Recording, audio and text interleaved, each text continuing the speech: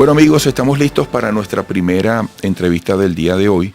Recibimos en nuestro estudio al diputado de la Asamblea Nacional, Jesús Brito, secretario nacional de Justicia, Paz y Derechos Humanos de Acción Democrática.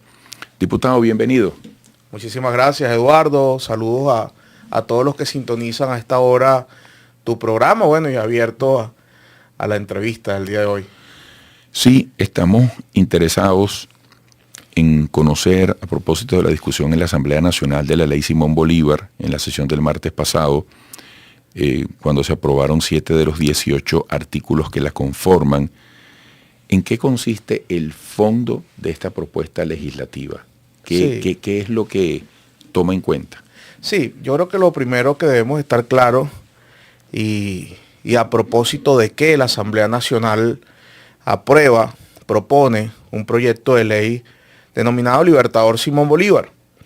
Y ello surge por cuanto una respuesta que se da como país libre, como país soberano, como país capaz de resolver sus propios conflictos, que los hay, a el Congreso de los Estados Unidos, que el pasado 18 de noviembre aprobó una ley que le colocó el nombre de Bolívar, y respetando incluso al Libertador, por cuanto un Congreso ajeno a nosotros, que no tiene jurisdicción alguna, competencia alguna sobre la dinámica y sobre la regulación jurídica en Venezuela, él aprueba una ley reiterando y reafirmando medidas coercitivas sobre la economía de Venezuela.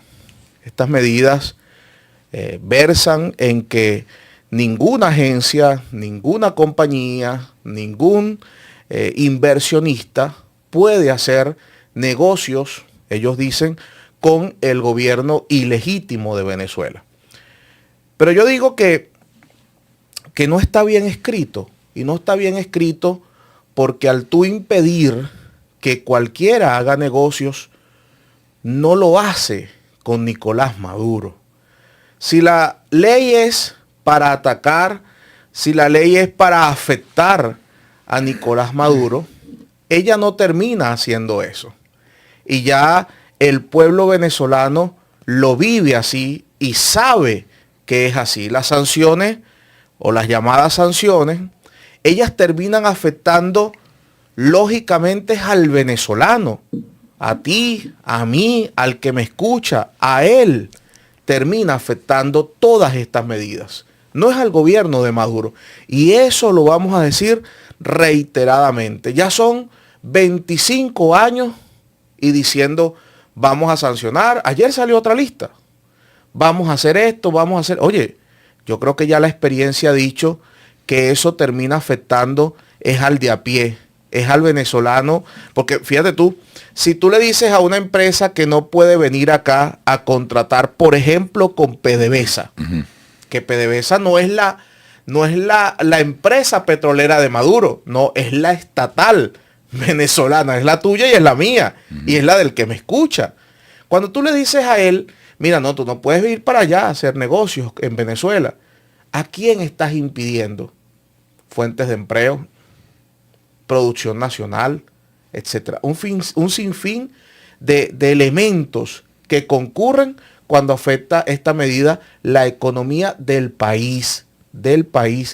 Vámonos a eventos pasados, Eduardo. El desabastecimiento en Venezuela, aquellas colas, el bachaqueo, ¿tú te acuerdas de eso? Claro. ¿Quién lo vivió? Yo no vi a Maduro en una cola. Cuando vimos las situaciones de las gasolineras, productos también de estas medidas y de la corrupción y de otras cosas, obviamente. Porque es que en la medida también vienen como anillo al dedo, porque es la justificación también del gobierno de no hacer muchas cosas. Pero son fíjate, señaladas como las únicas culpables. y no lo es. Hay mucha culpabilidad, malas políticas, corrupción y las medidas. Y ahí es donde diferenciamos nosotros.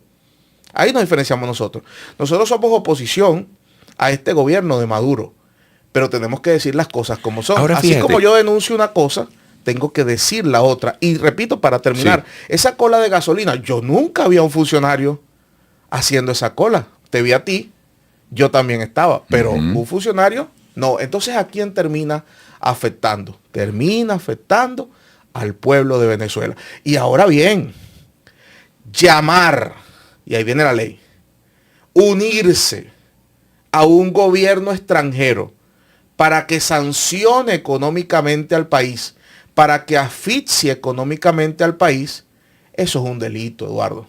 Eso no es política. Eso no tiene razón de ser. La ley contempla inhabilitación automática para estos casos. Bueno, no solamente inhabilitación automática, sino que ha generado ruido la cantidad de años donde el espíritu legislador está proponiendo que sea, ¿no?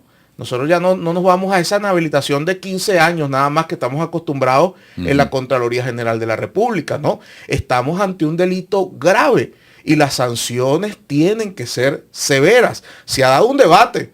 De hecho, el presidente de la Asamblea Nacional propuso que fuera perpetua la inhabilitación, cosa que nosotros creemos que, bueno, en la Constitución pudiese generar cierta incompatibilidad. Por tanto, proponemos es que sea severa, pero no la perpetuidad. Entonces, bueno, hay varios planteamientos. Algunos dicen, bueno, 4 veces la pena máxima que establece la Constitución, 30 años. 4 veces. Ahora fíjate, y así. Como diputado que además se identifica del lado de la oposición, ¿cómo ves tú ese debate en este momento? Es decir, ¿en qué porcentaje puede haber hoy venezolanos que deseen sanciones o más sanciones para Venezuela? Bueno, mi hermano. ¿Cuál es la fotografía hoy? Pero hasta donde tú sepas. Pero revisemos las redes. Hemos visto cómo venezolanos lamentablemente aplauden la aprobación de una ley como esta del Congreso de los Estados Unidos. Ahí está. Porque además lo hacen desde las redes, ¿no? Lo hacen desde afuera y dicen, bueno, sí, sancionen a Venezuela, estando ellos en Miami, estando ellos en Colombia, estando ellos en cualquier otra parte. Dice, sí, buenísimo que sancionen económicamente a Venezuela, claro, porque ellos no viven esto, pero sí viven de eso además, porque todas esas medidas, y ya está demostrado, cuando tú impusiste medidas sobre monómero, sobre Citgo, y después investigaste, estaban todos ellos detrás en las juntas directivas, su familia, sus empresas. Entonces también se han beneficiado y se han enriquecido a causa de ese dolor que causa estas sanciones sobre Venezuela. Mira, Eduardo, nosotros aprobamos esta ley en primera discusión por unanimidad. Toda la Cámara. Nosotros estamos convencidos que una cosa es que pensemos políticamente diferente, que tengamos ideologías diferentes, formas de ver las cosas diferentes al chavismo, pero eso no justifica que yo junto a otro asfixie al país pensando que debilito a Maduro. No, porque es asfixiar al país, es asfixiar a cada venezolano. Te pongo un ejemplo. La Fundación Simón Bolívar ha sido también esta de debate, ¿no? Porque ella dependía de Citgo y de otros elementos, que era la fundación con la que a niños venezolanos se le hacía trasplante de médula y otras operaciones, e incluso acceso a unos tratamientos costosísimos. Eso, bueno, fue sujeto de sanción, esa fundación. Yo pregunto, cuando muere ese niño, porque falta el trasplante, porque falta el tratamiento, ¿quién es responsable de esa muerte, Eduardo?